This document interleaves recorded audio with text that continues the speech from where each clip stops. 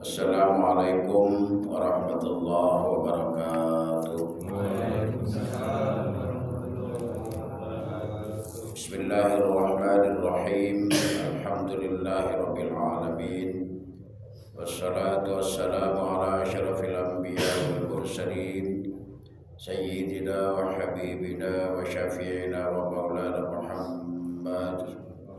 Rabbi shrah li sadri wa yassir li amri wa hlul 'uqdatam min lisani yafqahu qawli. Rabbi yassir wa la tu'sir.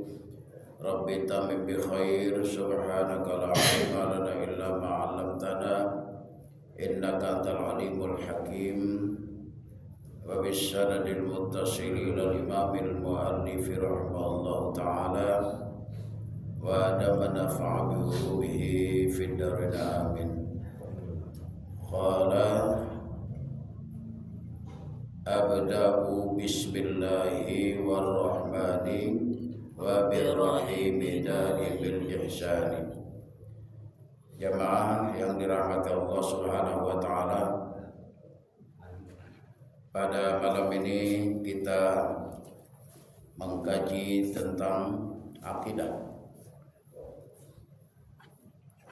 Kitab yang kita bahas, yang kita jadi pegangan adalah Aqidatul Awam, karya Syekh Al-Marzuki, yang menuntun kepada kita bagaimana cara mengenal Allah Subhanahu wa ta'ala.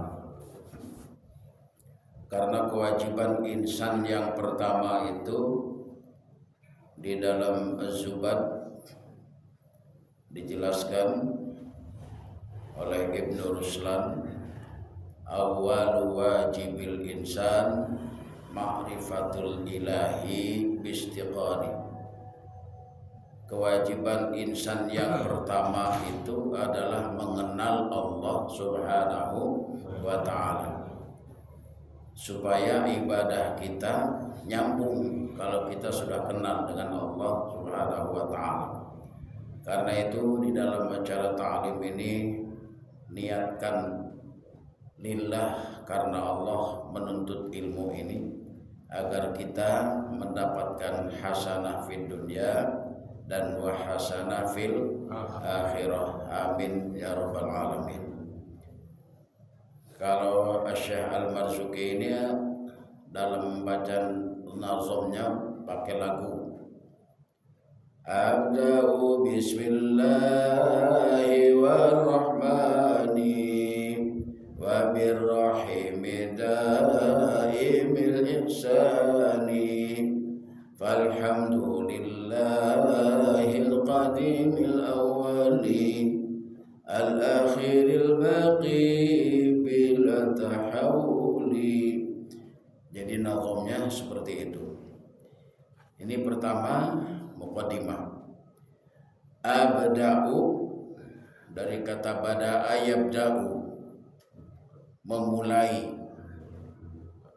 Guru kita mengatakannya abda'u, aku mulai. Aku mulai menulis kitab ini dengan kalimat Bismillahirrahmanirrahim. Nah, ini ajaran kepada kita. Artinya setiap kita memulai pekerjaan yang baik, maka awalilah dengan basmalah. Ada hadis Rasulullah sallallahu alaihi wasallam, kullu amrin dzibalin la yubda'u fihi bi bismillahirrahmanirrahim fahuwa aqta. Dalam riwayat lain fahuwa abtar.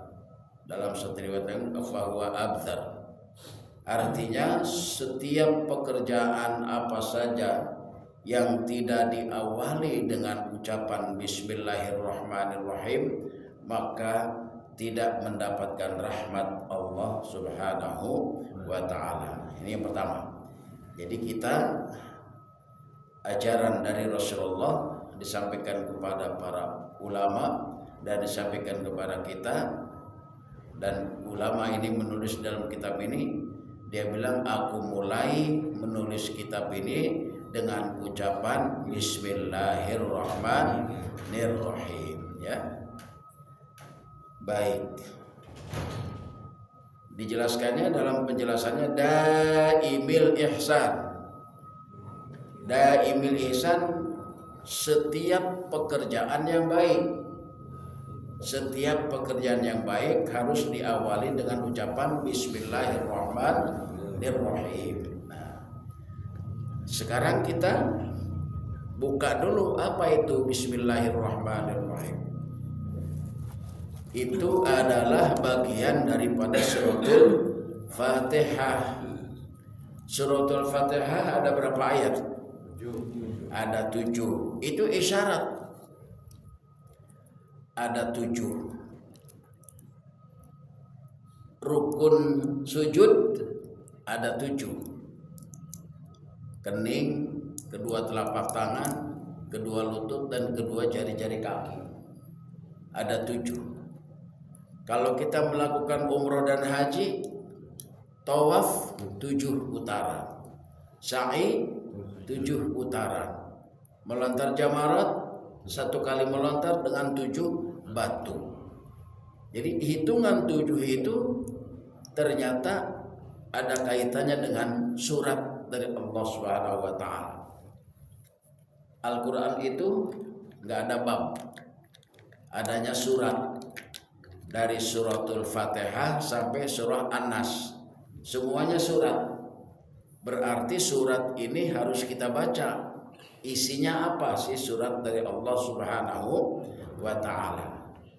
Nah, kalau kita membaca basmalah kemudian sampai waladhdallin disebutnya dengan suratul Fatihah. Kita sering kirim doa tawasul dengan ucapan ila hadratin Nabi Muhammadin sallallahu alaihi wasallam wa ala alihi wa sahbihi wa dzurriyyatil kiram sayyidillahil lahumul Fatihah. Apa itu Al-Fatihah? Kita harus tahu itu. Al-Fatihah itu ada alif lam qamariyahnya. Artinya membuka. Berarti kalau pakai alif lam qamariyah itu pembuka, berarti alat. Al-Fatihah itu alat. Lalu kalau alat untuk membuka namanya kunci. Berarti ada pintu yang bakal dibuka, gitu ya. Al-Fatihah itu kuncinya. Yang dibuka apa? Pintu. Sekarang suratul Fatihah ayat pertama kan basmalah. Bismillahirrahmanirrahim. Huruf pertamanya apa itu? Bismillahirrahmanirrahim. Huruf pertamanya apa? Huruf ba. Ba itu kode atau sandi dari Allah. Surat Allah itu. Ba itu punya arti Baitullah. Bait itu tempat memandang menilai Allah Subhanahu wa taala. Baitullah itu apa? Qalbun mu'min baitullah. Hatinya orang yang beriman itu baitullah. Baitullah secara syar'i Ka'bah yang ada di Makkatul Mukarramah itu baitullah. Baitullah secara hakiki adalah hati setiap manusia. Baik itu manusianya beriman atau tidak, itu tetap disebutnya secara hakiki Baitullah itu hati orang yang Allah ciptakan.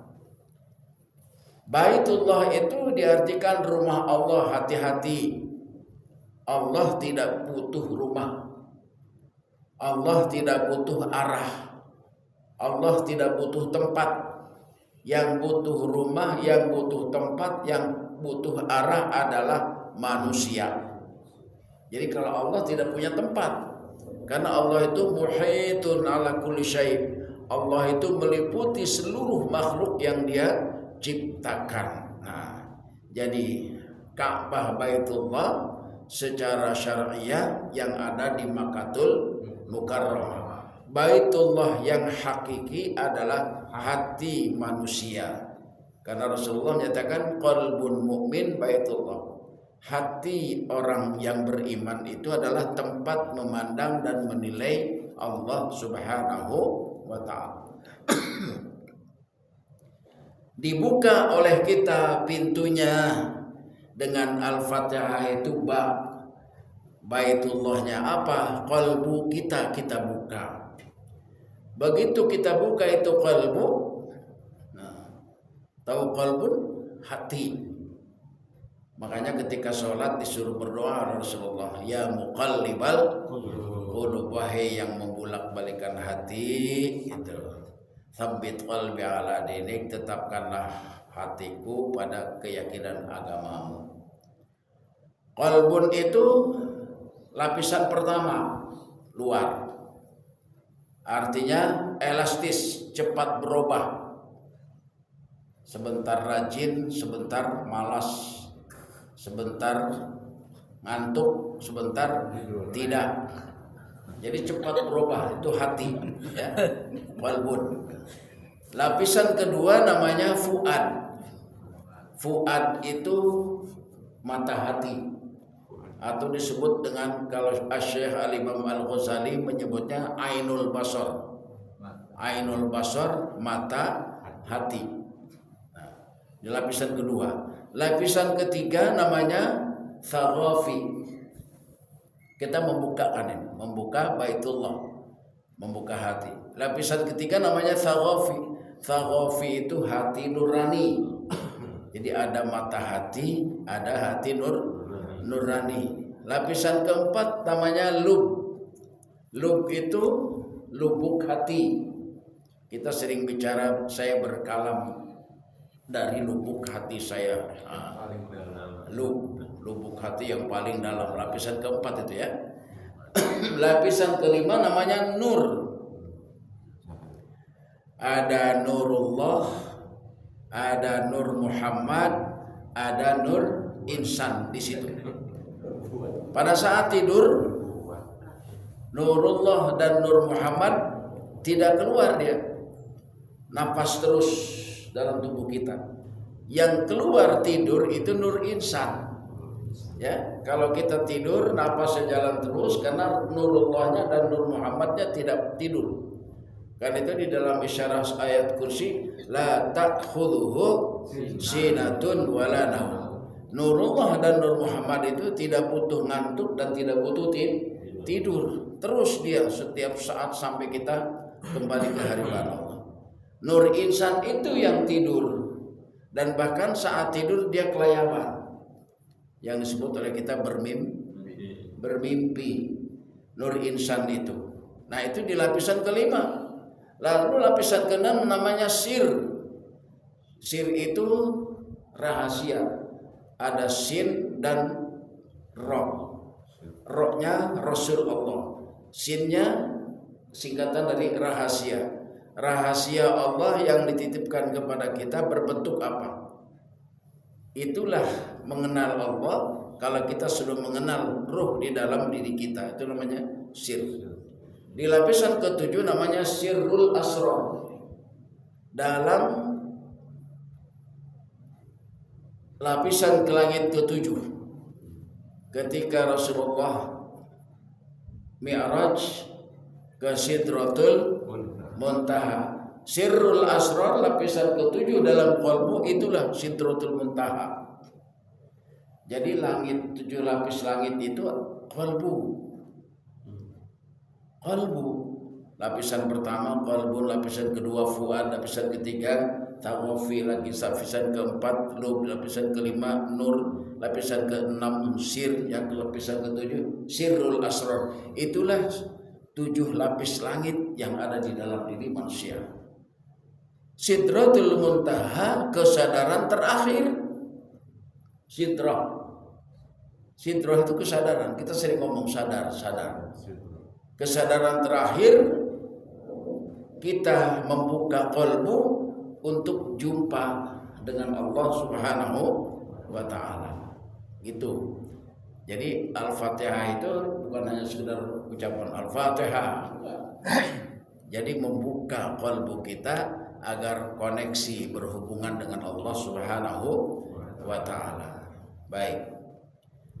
Kalau kita sudah buka itu pintunya, kita buka Baitullahnya, rumah Allah, yaitu tempat memandang Allah adalah kalbu setiap manusia, maka kita harus mengenal dalam bismillah sesudah ba apa nih?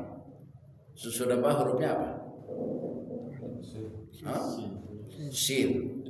Sesudah huruf ba huruf sin. Itu sin itu kode bis gitu kan? Bismi. Kode. Kalau kita baca selawat, salatullah salamullah ala taha rasulillah, salatullah salamullah ala yasin. Sin itu Rasul, berarti Rasul terakhir siapa? Secara syariah Nabi Muhammad bin Abdullah bin Abdul Muttalib, yang lahir di kota Makkah, yang wafat di kota Madinah. Berarti kita harus mengenal itu dia, kalau mau mengenal Allah Subhanahu wa ta'ala. Tapi ingat, sin itu kode dari Allah, artinya Rasul. Rasul ada dua. Rasul secara syar'i yaitu Muhammad bin Abdullah bin Abdul Muttalib, yang menjadi nabi akhir zaman, yang menjadi pemimpin seluruh nabi-nabi dan rasul, Nabi Muhammad sallallahu alaihi wasallam. Tapi Rasul secara hakiki, nah ini harus kita ketahui kalau kita ingin kenal Allah. Kan sudah dibuka nih pintunya, kalbunya. Rasul secara hakiki adalah ruh. Nah, ada di lapisan ke-5 tadi. Ruh. Rasul secara hakiki ada di dalam diri setiap manusia. Apakah dia sudah beriman atau belum, ada Rasulnya di situ. Nyatanya apa Rasul dari Allah dalam diri setiap manusia? Ruh, bahasa kita menyebutnya nyawa. Jadi nyawa ini adalah utusan Allah Subhanahu wa ta'ala. Dalam kalamnya Allah menjelaskan, wa'alamu anna fikum Rasulullah. Ketahuilah bahwa di dalam dirimu ada Rasul Allah. Rasul Allah di dalam diri kita adalah berupa ruh, berupa nyawa yang terdiri dari Nurullah, Nur Muhammad, dan Nur Insan. Kita bisa bernafas, kita bisa bergerak, kita bisa berjalan karena ada Rasul Allah Subhanahu wa ta'ala. Ada ruh. Ada ruh di situ.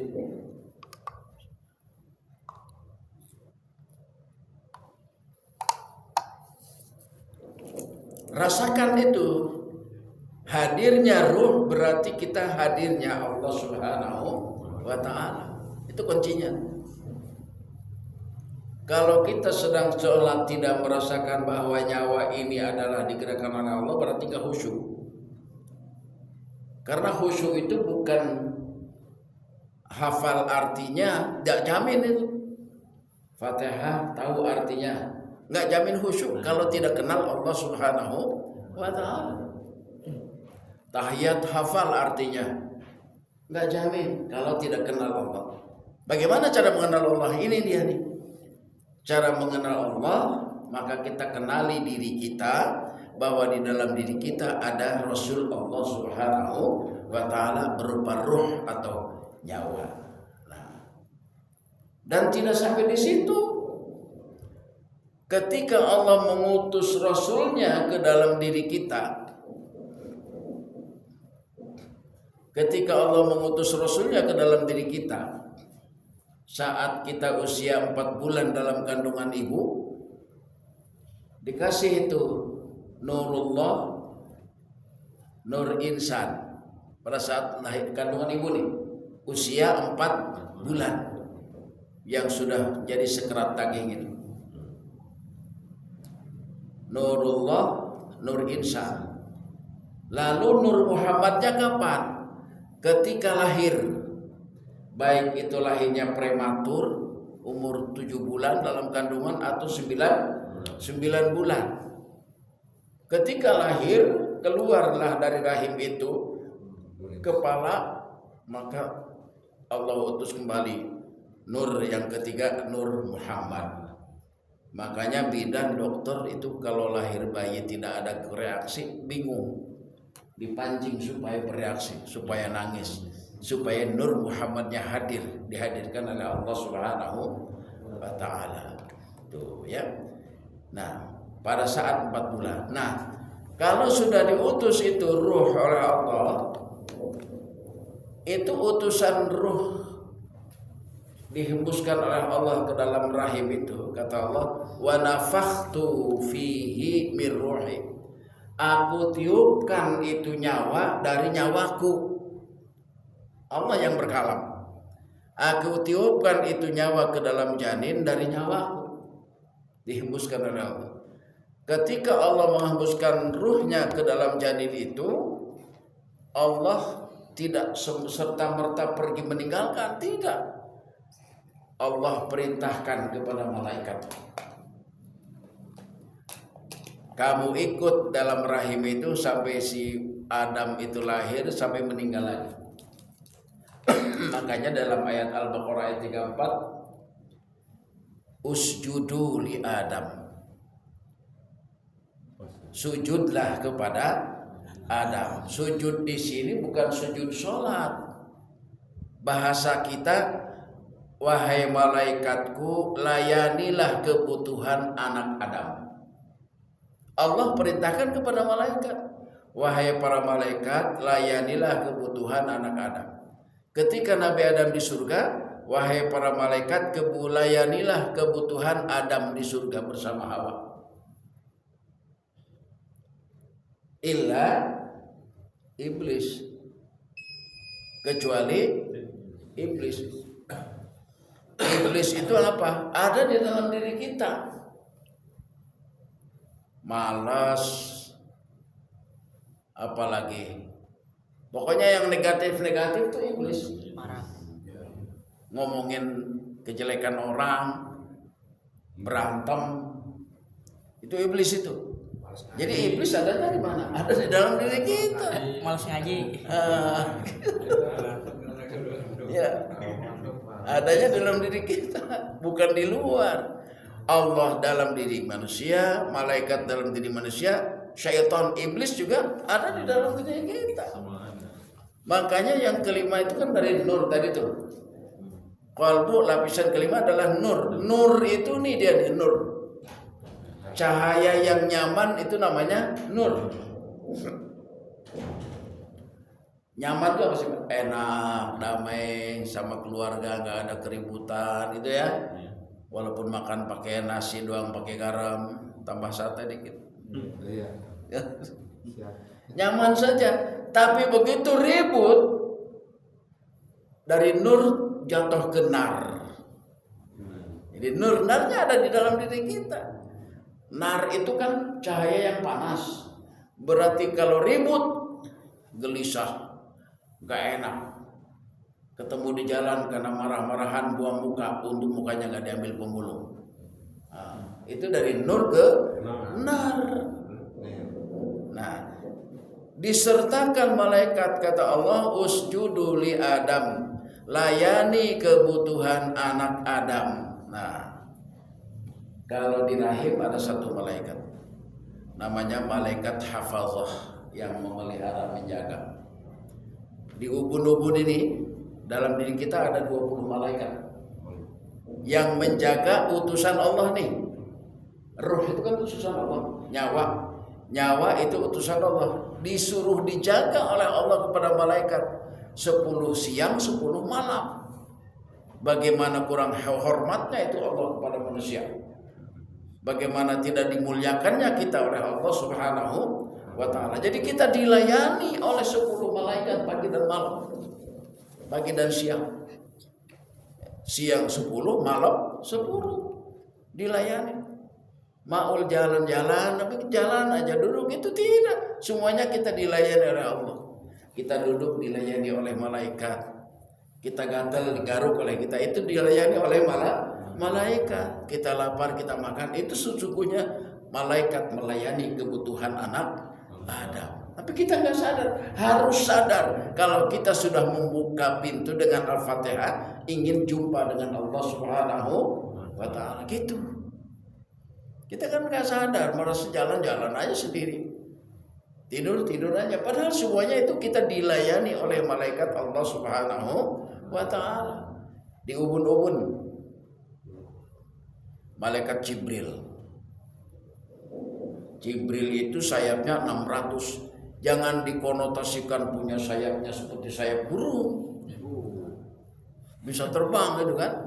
Jadi maksudnya malaikat Jibril itu tugasnya lebih banyak ketimbang malaikat yang lain. Sama dengan kita. Oh, Kang Asep mah terbang terus ke daerah, padahal nggak punya sayap. Kok kenapa dibilang terbang? Artinya banyak kesibukan gitu loh. Oh, itu jam terbangnya sudah tinggi. Oh, berarti sayapnya sudah banyak. Bukan. Maksudnya apa? Kebutuhannya, aktivitasnya lebih banyak. Malaikat Jibril sayapnya 600. Adanya di ubun-ubun. Malaikat Jibril itu kepada Nabi menyampaikan wahyu, kepada manusia memberikan hidayah, taufik, inayah, berpikir bagaimana ya caranya saya supaya berjalan dengan baik dalam hidup dan kehidupan itu. Berpikir seperti itu adalah tekanan malaikat Jibril alaihi salam. Punya ide, gagasan, rencana yang positif, itu semuanya adalah arahan dari malaikat Jibril. Dalam bahasa konteks ayatnya disebut dengan wahyu, bermakna hidayah, petunjuk, ide, rencana, gagasan. Itu adanya di ubun-ubun. Siapa yang mengendalikan? Malaikat Jibril. Jadi jangan cari malaikat Jibril di luar, ada di dalam diri kita. Di dua mata ini ada dua malaikat, mata kiri dan mata kanan. Di dua telinga ini ada malaikat, tangan kuping kiri dan kuping kanan. Di dua tangan ini ada malaikat yang booming bagi kita, malaikat Raqib Atid. Dalam Al-Quran Kiraman Katibin namanya, malaikat Kiraman Katibin. Di dua bibir ini ada malaikat, bibir yang bawah dengan bibir yang atas berbeda. Sudah 9. Yang satu di lidah. Di lidah ini malaikat khusus. Nah, makanya kita sering kata guru kalau mau cerdas baca itu ayat yang pernah dibaca oleh Nabi Musa alaihissalam. Rabbi syrah li sadri wa yassir li amri wahlul 'uqdatam min lisani yafqahu qawli, supaya tidak cadel. Artinya supaya omongan kita bisa dipahami oleh siapapun yang kita ajak bicara. Itu ya. Itu semuanya adalah bimbingan malaikat. 10 siang, 10 malam. Kapan gantiannya, sifatnya? Makanya di dalam surah Al-Qadar Allah berkalam tanazzalul malaikah. Kenapa tidak nazala malaikah? Pakai tanazal. Artinya shift siang, shift malam. 10 malaikat shift siang, 10 malaikat shift malam. Gantiannya waktu subuh. Waktu subuh malaikat penjaga malam kembali ke Lauhil Mahfuz. Malaikat penjaga siang datang pada waktu subuh. Nanti ditanya oleh Allah, sedang apa hambaku? Padahal Allah tidak nanya, sudah tahu. Sedang apa si Maul waktu subuh? Oh, sedang tidur, belum bangun kan itu. Sedang apa Kang Amir? Oh, sedang bangun, berarti sudah bangun. Jadi ditanya oleh Allah malaikat itu yang penjaga malam itu. Nah, tukerannya lagi waktu asar. Waktu asar malaikat penjaga siang balik, malaikat penjaga malam turun datang waktu subuh dan waktu asar. Jadi kita dijaga. Ruh ini yang diutus oleh Allah, Rasul Allah ini secara hakiki adalah roh, ini dilayani oleh 10 malaikat siang, 10 malaikat malam. Dasar hukumnya usjudu li Adam, sujudlah kepada Adam, bukan sujud sholat. Layani anak-anak Adam itu kebutuhan hidupnya agar dia mengenal aku, kata Allah Subhanahu wa ta'ala. Illa iblis, itu dia iblis. Iblis ada dalam diri kita. Kalau yang membangkang terhadap malaikat-malaikat Allah, maka itulah namanya iblis. Tapi ingat, sebenarnya iblis itu titel. Malaikat yang menjadi wakil Allah, malaikat yang menjadi wakil Allah, menjaga lauhil mahfud, menjaga rahasia kita, takdir-takdir kita, itu namanya iblis. Diberi titel namanya iblis, gitu loh. Iblis juga yang bisa mendamaikan jin, al-jan. Kenapa itu dalam surah An-Nas? Qul a'udzu birabbin nas, malikin nas, ilahin nas, min syarril waswasil khannas alladzi yuwaswisu fi sudurin nas minal jin. Dari al-jan itu tadi. Al-jan itu kerjanya ribut mulu, mengadu domba mulu, berantem mulu, pembunuhan mulu, saling menyerang mulu, itu al-jan. Ribut mulu. Kata Allah, wahai para malaikat, siapa yang bisa mendamaikan itu al-jan? Jin. Khalifah pertama itu jin. Iblislah yang bisa mendamaikan itu. Ketika iblis bisa mendamaikan al-jin, kata Allah, kita binasakan saja jin. Kata iblis, jangan, pindahkan saja. Kata iblis, pindahkan ke mana? Pindahkan ke laut, pindahkan ke gunung, pindahkan ke batu-batu besar, ke kayu-kayu besar. Damailah jin itu dipindahkan oleh iblis, maka dunia itu damai. Maka khalifah kedua adalah iblis. Khalifah kedua adalah yang mendamaikan. Sudah damailah beribu-ribu tahun. Sesudah damai beribu tahun, Allah berkalam lagi. Aku pengen mengutus khalifah ketiga nih. Inni ja'ilun fil ardi khalifah. Aku pengen mengutus khalifah ketiga. Yang protes, kata iblis, ataj'alu fiha may yufsidu fiha wa yasfiku dima wa nahnu nusabbihu bihamdika wa nuqaddisu lak. Itu iblis. Apakah engkau akan menciptakan khalifah ketiga yang nanti kerjanya sama dengan al-jin tadi? Melakukan pertumpahan darah, pertikaian, pembunuhan, perselisihan. Itu. Yang kedua, bahasa kitanya, gua yang berjasa, kenapa enggak gua aja yang diutus khalifah ketiga? Kenapa kau mau ciptakan lagi Adam? Kenapa enggak gua saja yang sudah berjasa mendamaikan dunia ini? Itu. Jadi ada kecemburuan sosial juga katanya. Tapi Allah bilang, inni a'lamu ma la ta'lamun. Saya lebih tahu program rencana saya untuk menciptakan khalifah ketiga, gitu ya. Baik. Jadi Rasul Allah di dalam diri kita ini, ruh dijaga, dilayani oleh 10 malaikat siang, 10 malaikat pagi, malam, siang dan malam, ya. Betapa mulianya anak Adam sehingga malaikat disuruh melayani oleh Allah kepada kita. Ini kode rahasia sin di dalam suratul Fatihah. Bismi, ya. Kalau kita sudah mengenal esensi diri kita, ternyata qalbu itu 7 lapis langit adalah merupakan 7 lapis langit di dalam diri kita. Ya, dari qalbu, fuad, thaqafi, lub, nur, sir dan sirul asrar, itu adalah 7 lapis langit di dalam diri kita kenal. Lalu kita kenal di dalam diri kita ada ruh, adalah utusan Allah Subhanahu wa ta'ala. Kita kenal bahwa di dalam diri kita ada daging dan kulit berasal dari tanah dari cahaya Allah Subhanahu wa ta'ala.